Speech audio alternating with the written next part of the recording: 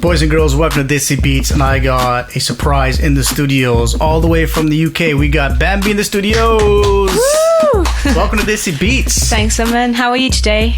Oh, I'm good. I'm good. Chilling. Was looking forward to this. Yeah. 2 reasons. One, I love your vocals, and second of all, just the fact that, you know, a young uppity goodie doing a thing in the Bhangra industry. So it's pretty dope to have you here. Thank you. I appreciate that. I'm excited to be here. Yeah, I appreciate that. How's your stay in Canada so far? Oh, honestly, Aman, I don't want to go back.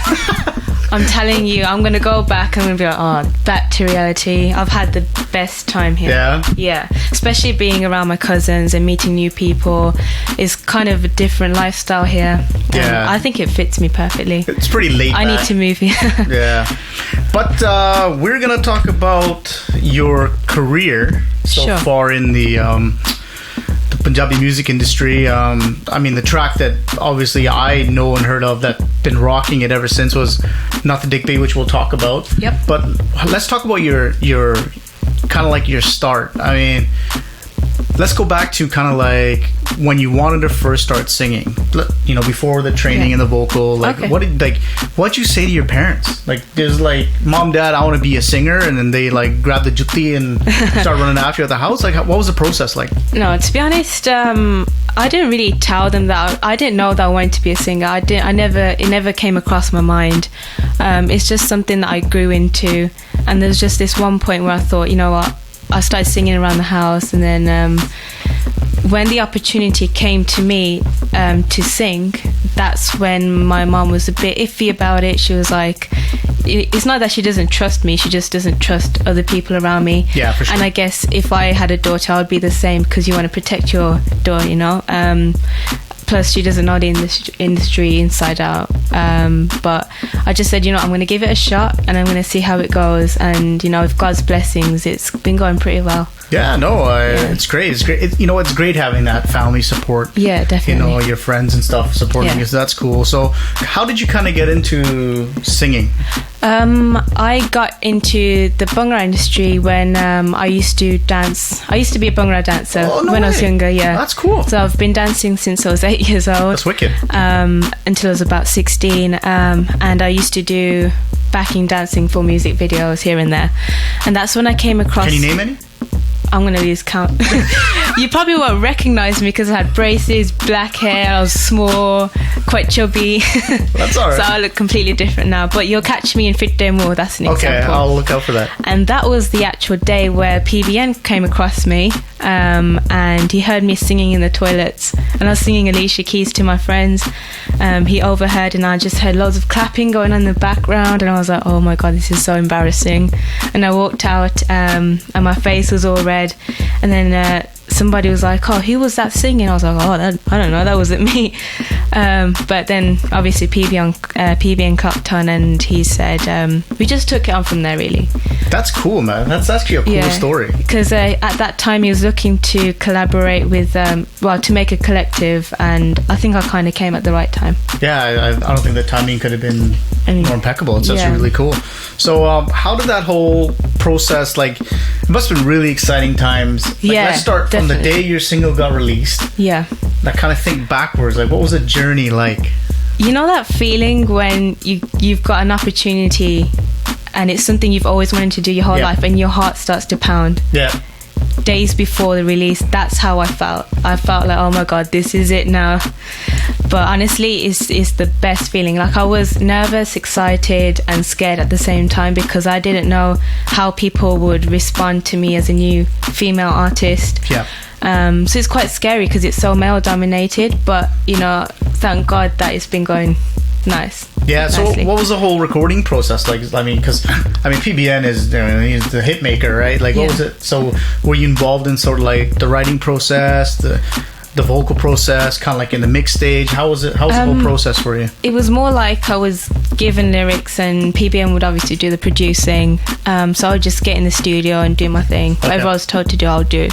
But it was quite challenging at the start because I never sung Punjabi before in my life. I had to teach myself to get the pronunciation right, and, you know, you got to have that kind of twerk in there. Yeah. So it was a challenge for me, but I overcame that, and I'm still till this day learning. how to get better and better at Punjabi singing. Yeah, no, that's really cool. Yeah, but it's fun. What was it like going on stage for the first time? Like as a singer, I know you've done Bhangra stuff because I've done Bhangra too. Yeah. All right, and a lot of people don't know that I actually used to sing as well. Whatever. Okay. Right? And everyone knows I DJ, but when I'm behind the turntables, no problem. Put me in front of 10,000 people. Bhangra, no problem. As soon as I had the mic in my hand and I'm front and center, I couldn't do it. Really? Yeah, no, I couldn't do it. Okay, this is going to be really weird, but if somebody asked me to sing one-on-one, I couldn't do that. Okay. If I was to go on stage and perform in front of thousands of people, I'll be like, let's do it. I feel like when I'm on stage, that's me. I feel happy. I feel like, damn, this is the life I'm living. I can't describe it. I feel like I belong in that kind of place. That's cool, man. So, song gets released, and I mean, it was a big hit. Yeah. I mean, in my opinion, it was a great song. Very refreshing to hear a female vocalist, born and bred in the UK. What was it like in terms of, I don't know how to put this nicely, the acceptance of your peers, males, in a male-dominated industry? How was it for you? And the reason why I'm asking is because I got quite a few female listeners, and they're probably listening right now, eager to hear and kind of learn the process. So if you can kind of go through, like, what was it like, the ups and downs, kind of like your acceptance. I think, to be honest, I was scared because I like being around a lot of females, and it's different when you speak to a female as you would speak to a guy. Like, my conversations are completely different. Yeah. And I thought, damn, am I gonna fit in or am I not? But I did, because I'm quite an independent person. I don't rely on anyone. So I think that's what helps me, is to keep a good strong head on my shoulders and just do my thing, keep it professional, and that's it. But it was quite scary because I'll go to shows and there'll be like no women to speak to, and I'll kind of be bored just lingering around. It's like, damn. But now that I'm seeing there's more females coming into the industry, it's refreshing, and it's nice to see that. Yeah, it makes me feel more comfortable. What was it like off stage, like your female fans? Like, you're at this venue, you go on stage, absolutely destroy the place, you get off stage. What was, any women hate, or was it all love? Sorry. Surprisingly, it's all love. That's good. Yeah, I feel like personally there's more female supporters than male supporters. That's cool. Because when I sing, I kind of see that men kind of shift to the back and women come to the front, and I never expected that, but I like that. That's cool. Because I'm all for feminism. Yeah. Oh, wow. There you go. Wow. We're in the studios with Bambi. We're going to come right back after this record. Stay tuned. Guys, welcome back to the show. This is Desi Beats, and in the studios we got Bambi. How you doing, man? I'm really good, thank you. Let's talk about your name. It's a cool name, very interesting, very different. Yeah. Like, it's not like Bambi Ludhiana wali or whatever, you know what I mean? So let's talk, like, what's the story behind your name?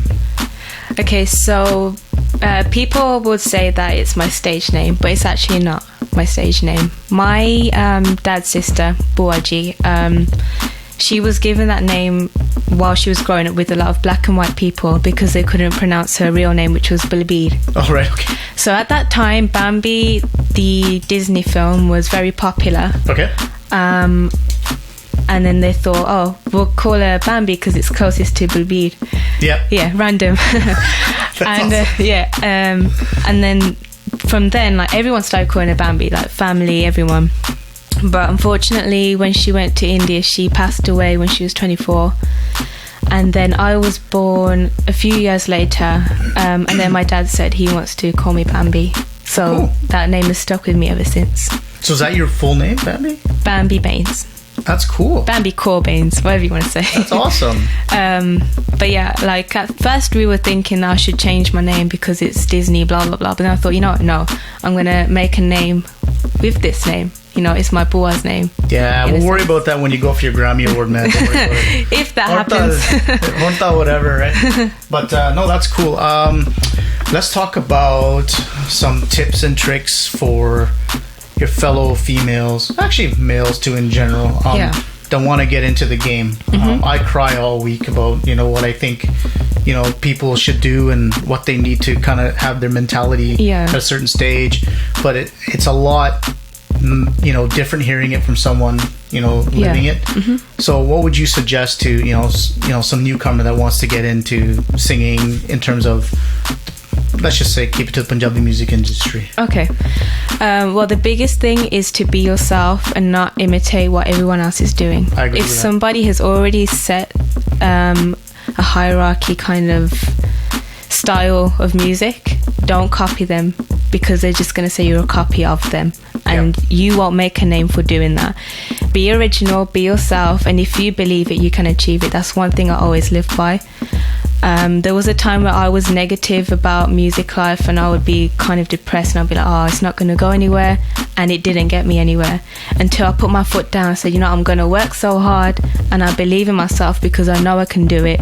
Things started turning out right. What did you do specifically to work hard? So I used to do a lot of talent shows. I even went on the X Factor. Oh, no way. Yeah, when I was 16 years old. Wow, that's cool. And I'm gonna dig that up on YouTube. and I got through to 3 live shows, but the only reason why I didn't get through was because I was too young and too cute, as the judges said. And then, when I look back now, I feel like they were right, because I was young and I wasn't ready for it yet. But I know now that I've gone older and I've got to see how the industry runs, how music works. I think I'm really fit for that now. Yeah. I've had conversations with you before. Remember when I met you just randomly at someone's house, and we had a brief conversation. How important is having the business knowledge in today's game? That is key. Yeah. I'll be honest, before I came into the industry, I didn't have a clue. I didn't know what a PRS was. I didn't know a lot of things. Right. And I think it's so important to do your research before you even start music. You've got to have that business mentality as well as the talent, because music itself is a business. It's a way of making money as well as having a passion for. And if you want to get into that, manage yourself, I would say, is the best thing. And even if you can't, at least know what you're doing before you go into any management. Yeah, fair enough. I mean, what should someone look for in management if they decide to take a manager, based on kind of like your 3-4 years in the Punjabi game or longer, whatever? Well, now you can look up anywhere. You've got the internet, you've got courses, music business courses that go on. Get advice from people who actually do it themselves. Yeah, I'll say that's very important. Yeah, really important. I'm sure there's workshops going around. I know we do that in the UK. Yeah. Whatever opportunity there is, make sure you take it. Yeah. I know you're a big fan of R&B. Yes. Do you think you'll ever cut an R&B record? I really want to. That's one thing, my goal since I was 10 years old. Well, I started off music when I was 10 because I used to sing gospel music. No way, that's cool. So when I sing English music, everyone says I sound like a Gali who's been singing for so many years in a church. Yeah, that's what people say. That's all right. And that's why it was a bit hard for me to kind of come into this industry, because it's completely different. Yeah, it's night so and day. Different. From start to end, it's night and day. Yeah, I know, I agree with you. But I feel proud because I came across that and I beat that challenge and I did it. Yeah, and then some. It's the journey that I look back at. It's not where the destination is. So it's crazy, but it's fun at the same time. I enjoy everything. So on the show, I do like a kind of like a moment in time where you think, what bakwas, like something that just pissed you off, or you think, oh my god, get te fasagi, you know what I mean? Like, can you think of a moment or something that stands out in music? Anything. Or just anything. Preferably in the music, but whatever. Maybe you're on stage and some guy spilt a drink on you or something, or butter chicken in your face. I don't know, man. I'm not one to get angry at anything. I just think, you know what? I don't know. I have to think about this now. What really annoys me? I was gonna say, you're pretty reserved. If you got angry, you start shit kicking people, man. What makes me angry? No. I'm just a happy person. Let me think. Maybe there's a time on stage where something went wrong or whatever. Not yet. Touch wood. Someone pissed you off, or Okay, I know it's happened, but I'm just trying to think. What's the best thing? Well, we can come back to that. Yeah, we'll come back. I'll think about that. How about a moment that you thought, wow, that's just epic? Like, you know, like, wow, I can't believe this is happening to me. Okay, I would say the scariest but most exciting part was when I actually applied for the X Factor. Okay. The first time I sang in front of Louis Walsh, Kelly Rowland, Talisa from N-Dubs, and who was it? Gary Barlow. No way. And Jessie J when she came to my college. I think that was the highlights of my life because they're already up there in the game. They'll give me professional advice, and for me to sing to them when I was really young, I think that for me that was just the biggest thing ever. Yeah, that'd be cool. And also my first tour abroad, which was in California, because I didn't realize how big the world was until I started touring. It just really opens your eyes. There's a difference between Africa when you see a lot of poverty. I was driving through the streets, I'll see people selling stuff on the streets, little kids, and it just makes me think, you know, I'm so damn lucky. Yeah, I know, it does. It makes so me twice, lucky, man. it? Yeah. You know, with the stuff that we complain about. Yeah, that's it. But yeah, big shout out to Lena and Salim. Yes. Productions. Good Miss guys, them man. guys. They're fam. So yeah. That's real cool, man. So, Bagwas moment. You figured it out yet?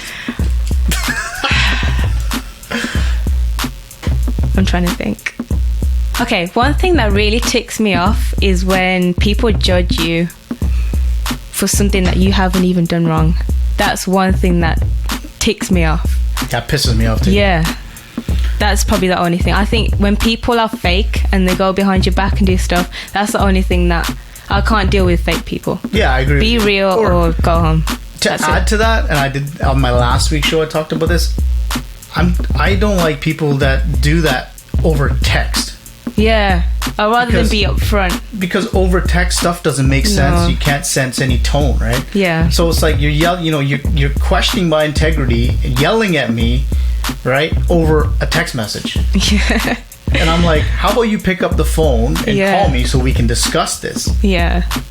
No, I know the feeling. You know what I mean? But yeah, totally. We are live in the studio with Bambi, who's here on vacation. But I'm hoping we can put her to work before she goes in the studio. No, I'm just joking. On vacation. But we'll be right back after the short break. We are back on Desi Beats with Bambi in the studios. Bambi, what's happening? Oh, good. How are you? I'm good, man. Let's talk about your YouTube channel. Okay. Beauty by Bambi, correct? Yeah. I'll creep on there. Obviously, my skin's very nice. My skin's very nice. Ole vole. But let's talk about that because that's interesting. That you're going hard on YouTube, which is really cool. I'm a big YouTube fan. I think it's the business model for the next 5 years for sure. Yeah. I mean, for you artists that are tuned in, if you're not going on YouTube and utilizing it, I'm telling you, you're going to get stuff behind. Yes. Guaranteed. So true, man. Right? YouTube is like the biggest thing on the internet. It can get you like, for example, Justin Bieber, before he got famous, what was he doing? Exactly. Making YouTube videos. Doing bakwas on YouTube. Yeah.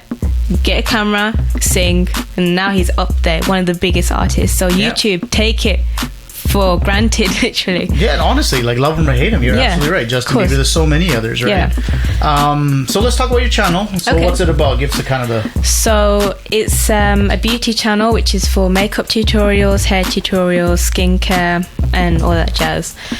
I didn't really want to do that beforehand because it's a lot of work and I had music stuff going on and I thought it's going to be too much for me. But due to like high response from loads of females, they'd always, like, because I'll post a picture saying I'm performing here today, here's my look of the day, they'd always say, oh, what lipstick are you wearing, what makeup are you wearing, how did you do it? I thought rather than responding to each person directly, I might as well just do tutorials so that way anyone can see it whenever they want to. That is a businesswoman talking. You hear that, kids? Listen to this stuff. These are golden nuggets. You're absolutely right. Yeah. You just killed 50 stones with like one hit. That's it. So 100%. It just, and then even people that don't know you, they come across your YouTube channel and they'll be like, oh, what's this? Then they can check you out on your social networking sites. Then they'll find out, I'm a singer as well. So every little helps. It does help. Yeah. I mean, how important is building that YouTube community for you? So important. I think now, since I started my YouTube channel, which was on New Year's, 2015, I've gained so many followers, so many viewers, so many subscribers, and it helps so much, because at least then they can go on to my music now. So it really helps, honestly. But this is what I do, man. I love talking social media. You know, like I said, I'm a big advocate for YouTube, and then using YouTube to go into other different things, right? So how's that process helped you? Like, have you noticed, because first of all, most watchers on YouTube are women. Those Definitely. That don't know. Definitely. So you're definitely in the right platform. Right. So I mean, how's it been? Have you like in terms of the makeup, you getting any sponsorship or anything like that? I mean, since I've started, I've been getting a lot of free makeup brushes, free makeup, and which app? And I was gonna say no to free stuff, hey? So I was like, bring it on. Now you makeup So there's a lot of sponsorships, and even with clothing and stuff, people will send me stuff, and you know, it's helping promoting them as well as myself. For sure. So it's great to be able to work with other people, but honestly, it's a good thing that I started this. Like, even thinking that I couldn't do it, I am able to do it. It's so much work. Like, videoing and editing takes me hours. People don't know that, but you know, to me, it's like, if it's doing me favors anyway, then all the hard work pays off. And that's the key, right? I'm pretty sure, like, you know, the time, like, I'm up till 1 or 2 o'clock every morning editing my vlogs as well, because I've done this thing where you do a vlog every day for the month of August. It was a dumb thing to do, but you know, feeling the pain for now. But I've seen, like, you know, it's cool. Like, I totally feel what you're saying. That's cool, man. YouTube. Any recommendations for anyone that's, you know, that wants to start a YouTube channel? If you want to, obviously everyone's, like, a lot of people are doing makeup tutorials now, and that's one reason why I didn't want to do it, because so many people are doing it. But you're okay because you're being Punjabi, so you still have a little bit of a niche, right? And the thing is, it's not my what's the word? My forte. Singing is my forte, for sure. But I thought makeup is just something on the side, which helps people that want to see what I do, and you know, who are genuinely interested in what I wear and how I apply it. But if you do want to get into that, then be smart about it. Like I said, you got to be business orientated as well. For sure. And just be funny. You can do a comedian style makeup tutorial, like, you know, have your own personality. It doesn't have to be professional all the time or serious. Just make it your own. Yeah, no, totally. Can we talk techie? What camera do you use? Okay, I'll be honest with you, it's nothing fancy. It's in the back room. It's a Lumix Panasonic camera. Okay. It does a job. I got it on sale. Flip out screen? Flip out screen. Yeah, if you're going to get a camera, make sure it comes out and faces forward so you can see yourself while you do it. And what do you edit with? I edit with iMovie. Wow. A free software on a Mac. See, does a job. This is what I'm saying. It's not basic, but it's stuff that's relatively cheap. And you can get going. That's it. And when I first started, I read a comment on my YouTube channel. Someone said, this is what I like. Nothing too expensive, no amazing backdrop, no, you know, high professional video recording. She keeps it real. She shows us what she's doing. That's real. Yeah, that's true. And I thought, you know, that's so true. You don't have to spend millions on a camera and millions on pay for someone to edit your video. If you know you can do it yourself, then do it. They're only going to see how you put mascara on, you know what I mean? At the end of the day, I wouldn't know, but I'm assuming that's correct. Let's get into some fun stuff. Okay. I only started this, you know, a few episodes ago, but it's kind of like it's called the Kabaddi Cup, where I basically rapid fire you some questions. Oh, cool. And the first thing that pops out of your head. Is that cool? Yeah. You ready? Yep. Sure? Let's do this. Kidding? Yeah, one sec. Yeah, there you go. I'm telling you. This will be the hardest thing ever done. Here. Let's do this, okay? Okay, let's go. The first app you check every day when you get up in the morning? It's either Instagram or Snapchat. Okay. So you're a Snapchat person. Yeah. You guys got me hooked on Snapchat. Yeah, Snapchat's the best, man. Actually, you gotta get Beam. What's Beam? Oh, buddy, I'll show you Beam. Okay. Guys, add me on Beam. Aman Panissa. It's absolutely... You got an iPhone? Yeah. Wicked. You're set. Okay. Beam's dope. Okay. Cha or other? I don't drink tea. I love milk. Cold milk. Milk. Okay, that's fine. Favorite desi dessert? Ice cream with jalebi. Ooh, not bad. I like my gulab jamuns. Yeah. Folk, Sufi, or urban desi music? Sufi. Really? I love Sufi. Can you name an artist? Anybody? Sartaj or someone? Or? Yes, Sartaj. I think with him, like when I first started listening to him, I couldn't understand what he's saying because he's a poet, right? Yeah. His words are so clever, his lyrics, everything. When my mom started explaining to me, that's when I started becoming a big fan of his because he's just original. Yeah, I mean, He's the guy, not to digress in the conversation, but he's in a lucky spot because we agree definitely. folk is dying. Yeah. We agree, right? Yeah. But when that one folk record comes out, and actually Lady B on last week's show mentioned this, or a couple of weeks ago on the show, she's like, when a folk record does come out and it's good, people all over it. That's it. So they created a niche market for themselves. That's it. Which is really cool. Anyway, sorry, I mean to digress. Do you read books? I used to. I'm not really a book reader. Okay. I'm more of a magazine reader. Okay. Well, fiction or non-fiction? Non-fiction. Non-fiction? Mm-hmm. Okay. And do you remember the last book you read? Harry Potter. Oh, that's cool. I know you don't drink cha, so I'll phrase this. So, if you had the opportunity to drink milk with someone who is dead, who would it be? Michael Jackson. Oh, I like that. That's good. Michael Jackson. I'd drink dildo that guy. Not in his house.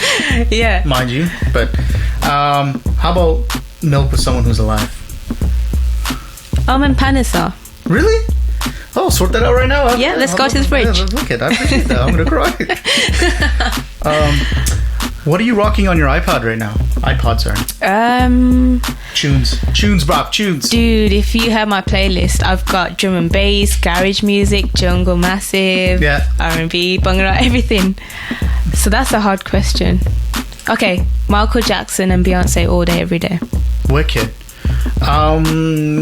Any Desi songs you're rocking right now? You can be biased to your buddies, I don't care. Diljit Dosanjh. He's just love it. Love his music. He's doing a collab with Gurdas Maan, right? What? Coke Studio, yeah. No. Yeah, it's supposed to be. I just saw the tweet or whatever. I was like, that's what? Gonna blow. I didn't know that. I hope so. It'll be interesting to see the dynamics. Yeah. But that's it for the Kabaddi rapid fire round. Well done. Hey, well done. Let's see now. Last record was nothing. Nothing fake, right? My bad. Yeah.